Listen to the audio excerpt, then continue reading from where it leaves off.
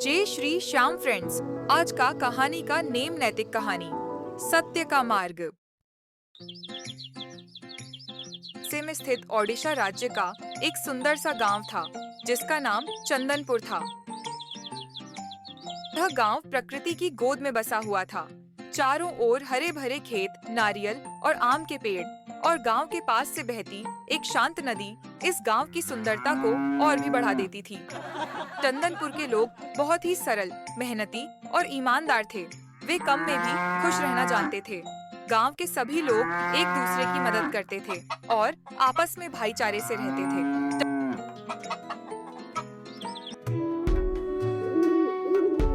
किसान अपने खेतों की ओर निकल जाते,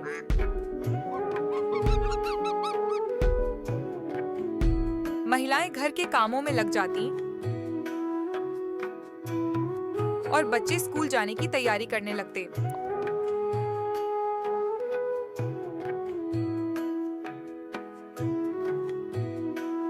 मधु का परिचय इसी गांव में एक गरीब लेकिन संस्कारवान परिवार रहता था।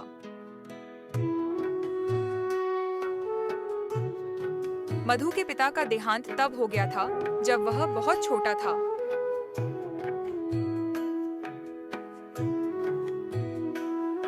इस परिवार में एक युवक था जिसका नाम मधु था। मधु बचपन से ही समझदार, मेहनती और सच्चाई से प्रेम करने वाला लड़का था। उसके बाद पूरे परिवार की जिम्मेदारी उसकी माँ सुमित्रा देवी पर आ गई। सुमित्रा देवी एक साहसी और संस्कारी महिला थी। वे दूसरों के घरों में काम करके अपने बेटे की पढ़ाई और पालन पोषण करती थीं। हालांकि गरीबी ने उनके जीवन को कठिन बना दिया था, लेकिन उन्होंने कभी भी अपने संस्कारों से समझौता नहीं किया। अपने बेटे को हमेशा सिखाती थीं, बेटा पैसा आज है कल नहीं रहेगा, लेकिन सच्चाई और ईमानदारी अगर जीवन में रहे तो इंसान कभी हारता नहीं। मधु अपनी माँ की हर बात को दिल में बसा लेता था। संघर्ष भरा बचपन। मधु बचपन से ही पढ़ाई में बहुत अच्छा था। गांव के स्कूल में वह हमेशा अच्छे नंबर लाता था। उसके शिक्षक भी उसकी ईमानदारी और मेहनत की तारीफ करते थे। कई बार ऐसा होता था कि घर में खाने के लिए पूरा भोजन नहीं होता था, लेकिन मधु ने कभी शिकायत नहीं की।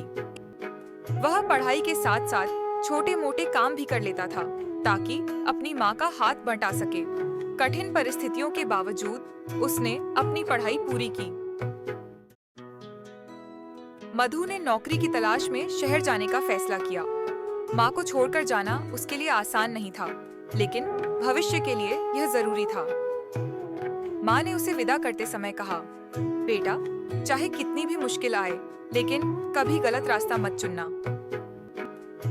मधु ने माँ के चरण छुए और शहर की ओर निकल पड़ा।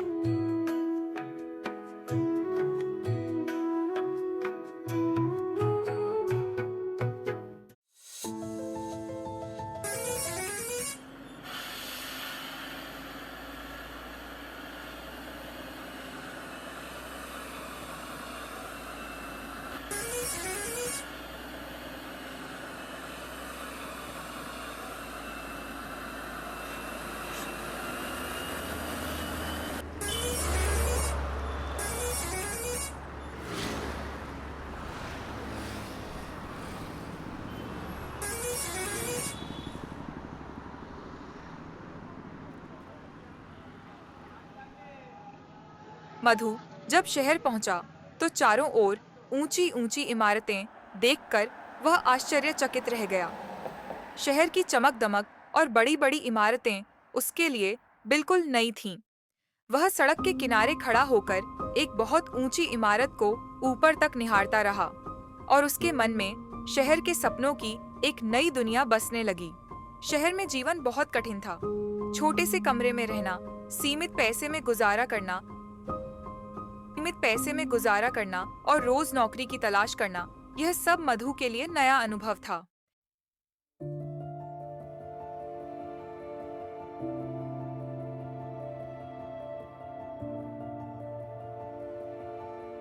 कई महीनों की मेहनत के बाद आखिरकार उसे एक बड़ी कंपनी में क्लर्क की नौकरी मिल गई। वेतन ज्यादा नहीं था, लेकिन ईमानदारी की कमाई थी।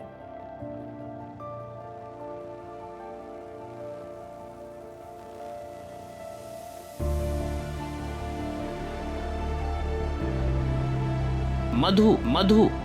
जी सर।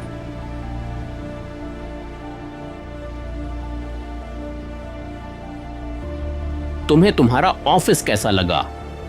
सब कुछ अच्छा लग रहा है सर। तुम्हारा सारा काम खत्म हो गया है या अभी कुछ बाकी है?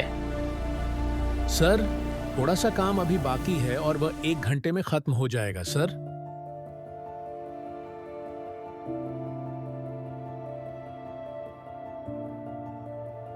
कुछ समय बाद मधु को कंपनी के अंदर की सच्चाई पता चली।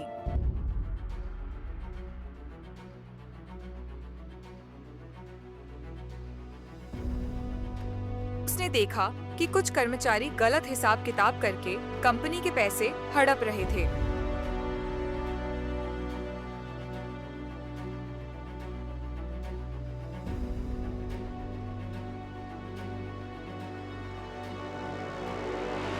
मधु, हमारे ऑफिस में जो हो रहा है उसे वैसे ही होने दो। तुम किसी को कुछ मत बताना। अगर तुम्हें पैसे चाहिए तो तुम भी वैसा ही करना। यह सुनकर मधु के पैरों तले जमीन खिसक गई।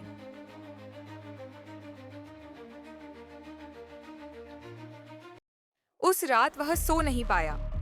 माँ की बातें उसे बार बार याद आने लगीं। उसके मन में संघर्ष चल रहा था। एक तरफ गरीबी और भविष्य की चिंता, दूसरी तरफ सच्चाई और ईमानदारी सत्य का चुनाव। अगली सुबह मधु ने एक साहसिक निर्णय लिया। उसने तय किया कि चाहे जो हो जाए वह गलत रास्ते पर नहीं चलेगा। उसने सीधे कंपनी के मालिक को सब कुछ सच सच बता दिया। सर हमारे ऑफिस में बहुत गलत हो रहा है। हमारा स्टाफ पैसों का हिसाब गलत करके कंपनी का बहुत सारा पैसा ले चुका है। तुम क्या बकवास कर रहे हो? ऐसा नहीं हो सकता। तुम गलत बोल रहे हो। मेरा स्टाफ ऐसा नहीं है। अब मधु बहुत तनाव में रहने लगा। ऑफिस का पूरा स्टाफ उसे अपना दुश्मन मानने लगा और उसे फंसाने के लिए तरह तरह की कोशिशें करने लगा। मधु डर गया कि कहीं उसकी नौकरी न चली जाए, लेकिन वह सच्चाई पर अडिग रहा। कुछ दिनों बाद पूरी सच्चाई बाहर आ गई। सब सच साबित हो गया। मालिक ने पुलिस को बुलाया और सारी बात बता दी। पुलिस ने सभी गलत काम करने वालों को पकड़ लिया और अपने साथ पुलिस स्टेशन ले गई। इसलिए कहा जाता है कि जो गलत करता है उसे एक दिन उसका फल जरूर मिलता है और उसे जेल जाना पड़ता है। वे सभी गलत लोग दुखी मन से पुलिस के साथ चले गए।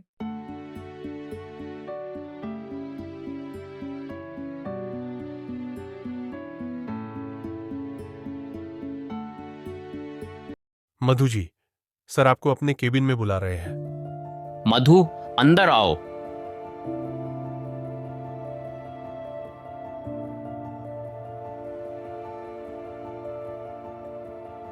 तुम्हारे जैसा आदमी मैंने कभी नहीं देखा। तुम इतने ईमानदार हो। मुझे तुम पर गर्व है। सर मैंने तो सिर्फ अपना काम किया है। मेरी माँ ने मुझे हमेशा सिखाया है कि जीवन में पैसा आता जाता रहता है, लेकिन इज्जत अगर एक बार चली जाए तो वह कभी वापस नहीं आती। जीवन में हमेशा सही काम करना चाहिए। मैं अपनी माँ की बात कभी नहीं भूलूंगा सर।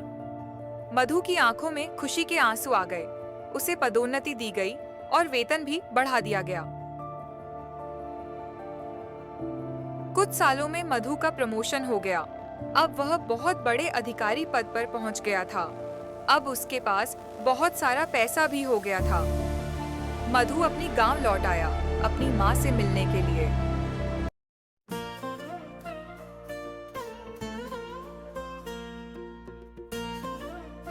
मधु जैसे ही अपने घर पहुंचा, उसने अपनी माँ के पैरों को छूकर प्रणाम किया।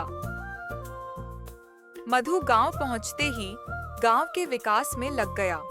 उसने गांव के सरकारी स्कूल को निजी स्कूल की तरह विकसित कर दिया, कॉलेज का भी विकास कराया और सड़कों को शहर जैसी बना दिया। अब पूरा गांव ऐसा लगने लगा जैसे वह एक छोटा सा शहर बन गया हो। मधु ने गांव के हर घर में पीने के पानी का कनेक्शन करवा दिया।